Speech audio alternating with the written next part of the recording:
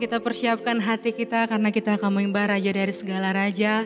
Terima kasih Tuhan buat kasih setiamu dalam kehidupan kami. Ini pujian kami, ini penyembahan kami Roh Kudus. Terima kasih Tuhan.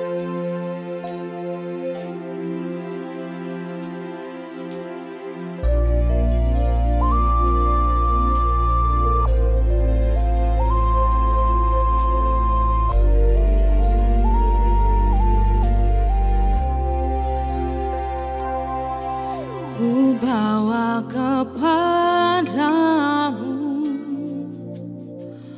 oh Tuhan, persembahanku ini.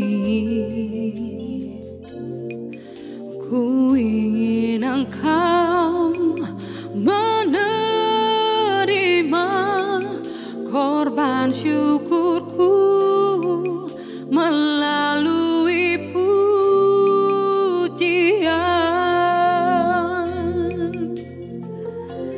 Takkan pernah ku bawa selain yang terbaik, yang harum dan sejati.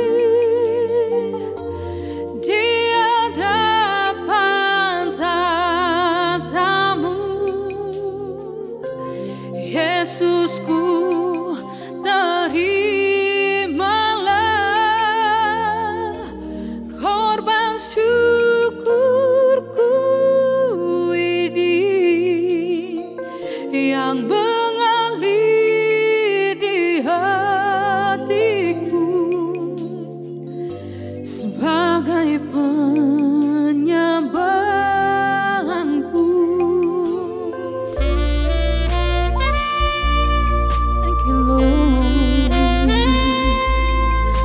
Datang Tuhan, mari sama-sama kita katakan, ku bawa kepadamu, oh Tuhan, penyembahanku ini. Ku ingin Engkau korban syukurku melalui pujian. Takkan pernah ku bawa selain yang terbaik, yang harum dan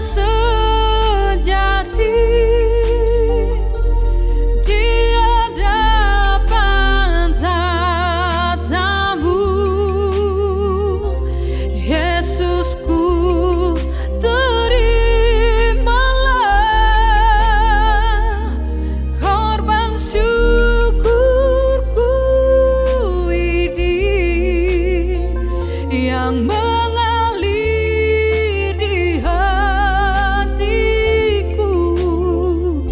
sebagai penyembahanku, yang mengalir di hatiku,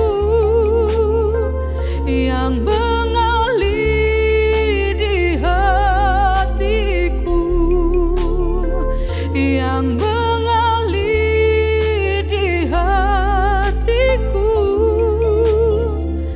sebagai penyembahanku.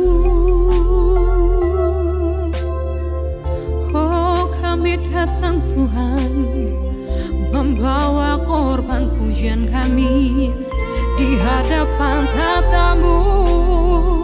Kami naikkan syukur kami, pujian kami Tuhan. Terimalah ucapan syukur kami Tuhan.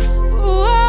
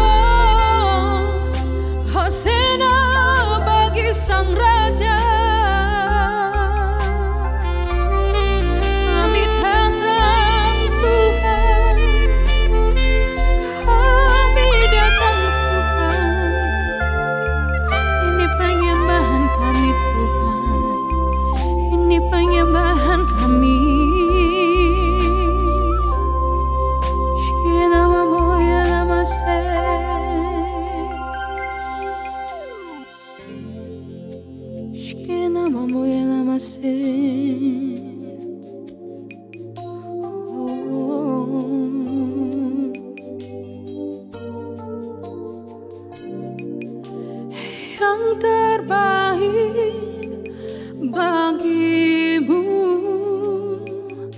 genap hatiku dan segenap jiwaku.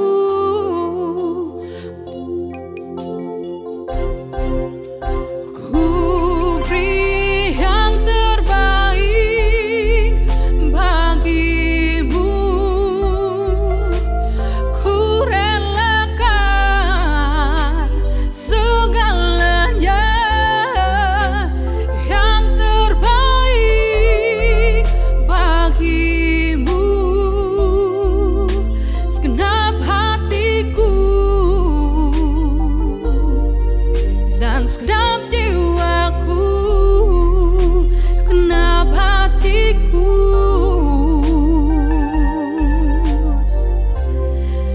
dan segenap jiwaku.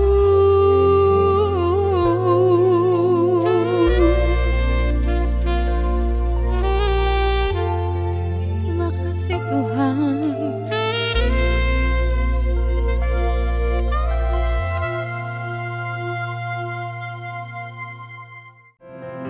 Shalom saudara-saudaraku, warga kerajaan Allah dimanapun Anda berada. Kita sama-sama merenungkan firman Tuhan saat ini, yaitu terambil dari Kejadian 41 ayat 51 sampai 52, yaitu Yusuf memberi nama Manasye kepada anak sulungnya. Itu katanya, Allah telah membuat aku lupa sama sekali kepada kesukaranku, kepada rumah bapakku, dan kepada anak yang kedua diberi nama Efraim, sebab katanya, Allah telah membuat aku mendapat anak dalam negeri kesengsaraanku. Nah, Yusuf memberi anak itu ungkapan dirinya sendiri melewati banyak penderitaan masalah yang dia alami dalam hidup. Lalu dia ambil keputusan, dia memberi nama anaknya Manasye, yaitu Tuhan membuat dia lupa dengan masa lalu yang dia alami. Tetapi Efraim itu berarti dia berbuah banyak atau berlipat kali ganda sekalipun di dalam keadaan yang penuh dengan kesukaran dan kesulitan. Jadi alasan Yusuf memberi nama anaknya itu dengan catatan dia belajar melupakan yang penderitaan, dia juga belajar melupakan juga kesukaan, yaitu rumah bapa. Artinya saudaraku sekalian, banyak kehidupan kita dengan pengalaman pahit. Yusuf punya pengalaman pahit, yaitu saudaranya iri kepada dia dijual oleh mereka, kemudian dia jadi budak di rumah Potifar, dia kemudian difitnah oleh istri Potifar dan dia masuk penjara. Sebetulnya Yusuf punya alasan untuk penuh dengan kemarahan, kebencian dan marah. Kalau kita punya pengalaman seperti itu juga mungkin kita lakukan yang sama. Tapi Yusuf melakukan, saudaraku sekalian, yaitu dia belajar melupakan, melepaskan diri, mengampuni orang-orang yang berbuat salah kepada dia, termasuk saudara-saudaranya, pasti juga Potifar dan istrinya. Dan dia ambil keputusan dalam kehidupannya bahwa dia melihat sekalipun dalam kesengsaraan, tetapi dia dapat anak, yaitu dia dapat berbuah lebat untuk kemuliaan nama Tuhan. Artinya saudaraku sekalian, Yusuf bisa mengambil satu keputusan dalam kehidupan. Dia belajar mengampuni saudara-saudaranya, belajar memberkati kehidupan mereka. Karena pada akhirnya ketika ayah mereka sudah meninggal, saudara-saudaranya datang kepada dia minta maaf buat perbuatan mereka, karena mereka begitu takut Yusuf balas dendam kepada mereka. Tetapi di dalam Kejadian pasal 50 ayat 20, Yusuf berkata begini, saudaraku sekalian, kamu boleh merencanakan kejahatan, tetapi Tuhan merencanakan kebaikan. Nah, ayat itu mau mengatakan, saudaraku sekalian, bahwa apapun yang mereka alami, Yusuf alami dalam hidup ini, dia mengambil keputusan, dia mau memberkati, dia mengampuni, melupakan kesalahan mereka. Dan itu dia lakukan dalam perbuatannya. Saudara-saudaranya itu diampuni oleh dia dan diberi tempat yang terbaik di Mesir. Dia pelihara semua saudara-saudaranya, orang tuanya, anak juga cucu mereka. Dia berikan tanah yang terbaik, yaitu Gosen. Jadi Yusuf memiliki sikap hati seperti Tuhan Yesus, saudara, mengajar kita untuk kita bisa mengampuni, melepaskan diri, membebaskan diri dari semua kecewa, sakit hati, kemarahan, kebencian. Dia tidak mau pahit hati itu menguasai hidupnya, tapi dia memilih mengampuni. Hari ini saudara, kalau engkau sedang mengalami keadaan seperti yang dialami oleh Yusuf, perbuatan orang, pengkhianatan orang yang engkau alami sehingga engkau menjadi kecewa dan marah, mari ambil keputusan saat ini. Tuhan, tolong saya mau belajar mengampuni, saya mau belajar membebaskan diri dari semua kekecewaan yang saya alami dan semua pahit yang saya alami dalam kehidupan ini. Dan yang berikutnya, saya mau jadi berkat. Sekalipun lewat segala kesengsaraan, pada akhirnya kita tahu Yusuf menjadi berkat buat saudara-saudaranya, sehingga dikatakan dia berbuah lebat. Kalau orang berbuah, saudara, pasti tidak dimakannya sendiri buah itu. Dan buah itu pasti, pohon yang berbuah, pasti buahnya itu akan dimakan oleh orang lain, akan dimakan oleh manusia. Sehingga dari hidup Yusuf kita belajar melihat sikap Yusuf, saudaraku sekalian, yang membebaskan diri dari kebencian, kemarahan, melepaskan semua sakit hati, dan dia belajar mengampuni. Dan dia lihat semua penderitaan yang dia alami dalam kehidupan dengan tujuan Tuhan. Dan Tuhan izinkan sehingga dia berbuah. Kita minta kepada Tuhan supaya hati yang sama yang Tuhan mau kerjakan dalam diri kita, sehingga kita punya hati seperti Yusuf. Dan kita mau berdoa saat ini, kita mau katakan pada Tuhan, saya minta ampun Tuhan. Kalau ada orang jahat pada saya, kalau ada orang marah pada saya karena perbuatan-perbuatan mereka yang mengecewakan, yang memfitnah, yang melakukan kejahatan, saya menjadi kecewa dan sakit hati.